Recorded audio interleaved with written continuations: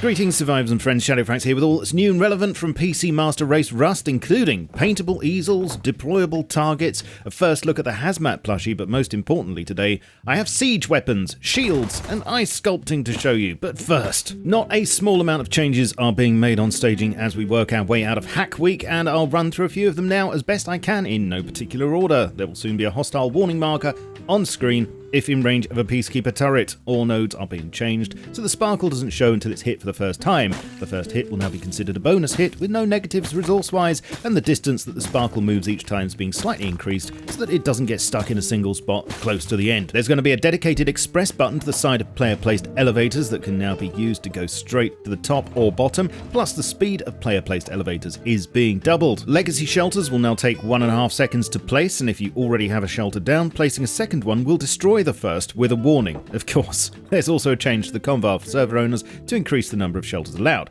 A small box is being added to the underground work cart with 18 slots, and the work cart will be forced to drop its storage container loot when destroyed. We've also got some fixes incoming you should know about. Firstly, landmines will now have a 15% chance to explode when being disarmed, which apparently was the intended behaviour which was prevented by a bug.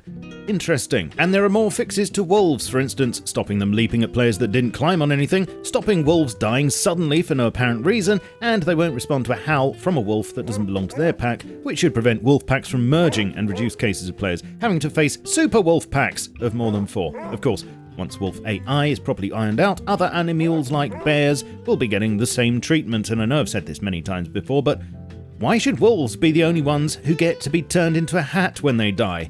What we really need is a hat for every animal. Yes, even chickens. And how about sharks? If Raft can have one, why not Rust? It's only 2 letters away. Maybe even shark armor. Let me know what you think below.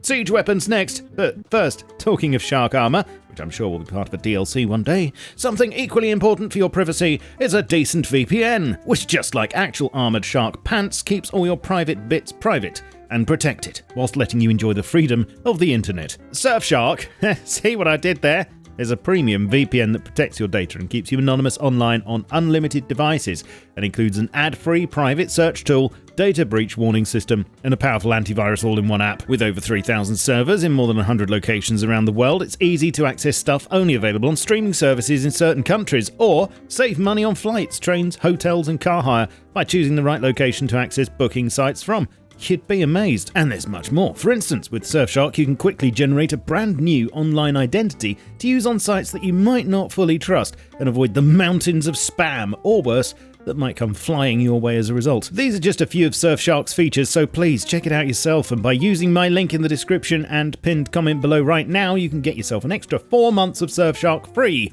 Plus, for your peace of mind, there's a 30-day money-back guarantee. What are you waiting for? So, by the time you watch this, the Orcs O2 staging branch should be live for all to test, but regardless, here's your first look at 3 new toys, namely siege weapons, shields, and ice sculpting. And apologies if I miss any details out, I'm up against the clock today, there's a lot to cover here, and there's no way I can make this an exhaustive coverage. But first up, there are 4 new siege weapons in various stages of development, so please turn a blind eye to the jank, and they all have the same method of building, namely you place down a chassis base, and then hit it repeatedly with your hammer to upgrade it to the full item. All numbers and crafting costs a placeholder and subject to change, so don't pay any attention to them please. The battering ram is first, and once built it has a large compartment inside, protected by a ramp door at the back. There's also a cockpit for the driver, and this thing moves under its own steam, so no need to tow it. It's very sluggish to move around though, so you'll probably want to build it somewhere near the scene and just drive it closer. Once right up against a wall, the driver can use the button to the left of the cockpit to ram raid, and there's a small wind up between each strike.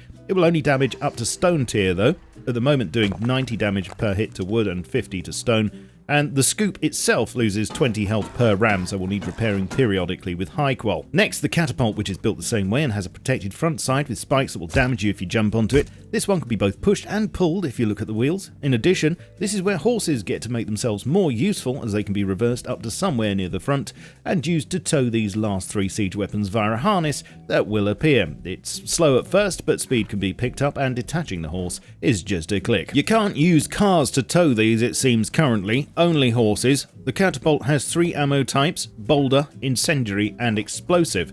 To to use first winch the catapult into an armed position, which takes a few seconds, then load a single ammo into the bucket and simply fire. There's quite a range to the catapult, and you'll have to judge the arc as there are no guides. I'm not sure whether the ammo damage has been set up properly yet, as it's only explosive that seems to do much damage to structures, although it's a one-shot on players. It would be good if we could use lots of different things with these apart from just the ammo, as I would like to see that hack week idea of flinging players, or maybe even the skulls of your enemies.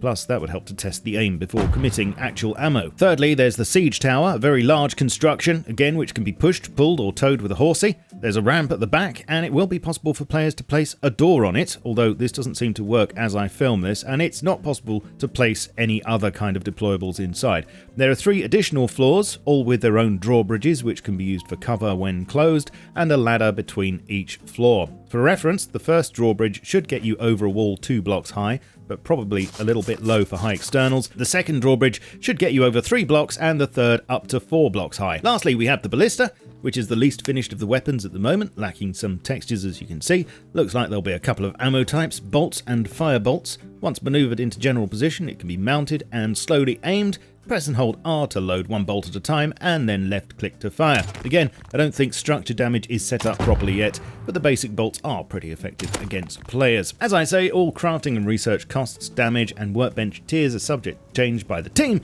so don't pay any attention to them in this vid, and as far as I know, all of this is potentially coming to the main game in January or February, but stay tuned and I'll keep you informed. Over to shields now, and there are 4 types: wooden, reinforced wooden, improvised and metal, and you can see the damage protection of each here.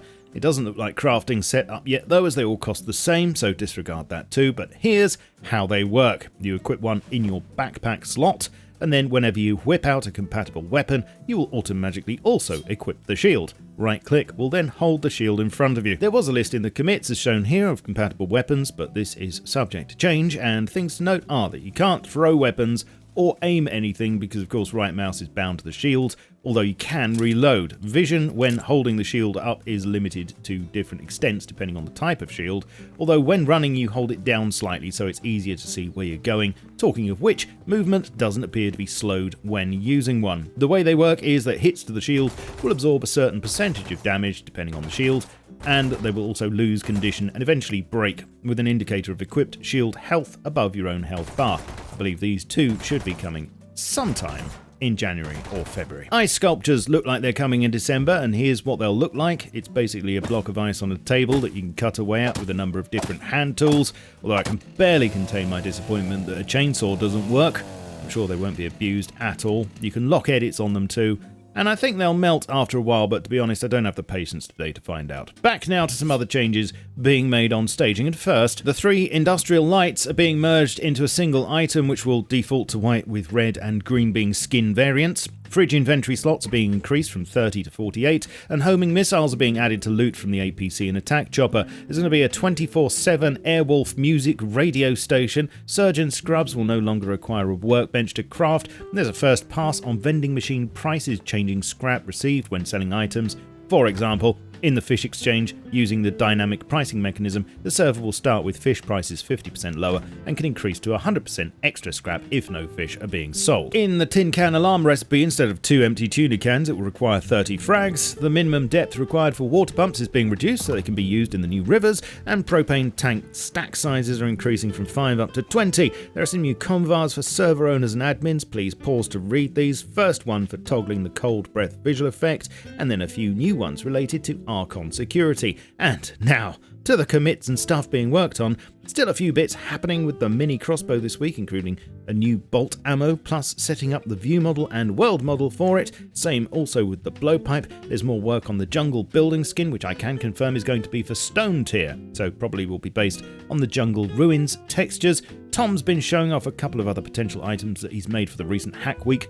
Just so you know, this is all subject to change and not guaranteed to make it into the game, but he first showed the 2 new targets he's been working on, one a more human type and then a dueling tree one. Then he most recently tested out how a paintable easel could look. And talking of Hack Week, something that seems to be getting some more work is the car radio, with an item being set up along with sockets on the relevant vehicles, so look for that potentially to be added now What a time to be alive. And lastly, there's a hazmat plushie coming, which will be a you choose thing, it seems, with this craftable in-game item, and it will give you 100% comfort when around it. Marvellous. Okay, that's your lot. Thank goodness we got to the end of that. So much stuff, but let me know in the comments below what you thought. Please like and subscribe if you liked the video and want to subscribe. Thanks once again to this week's sponsor, Surfshark. Please check them out with the link in the description below. You can join me in a few other places, including my Steam group. All links are below, and support this channel via Patreon, YouTube memberships, and super thanks. I shall catch you all soon. But in the meantime, keep calm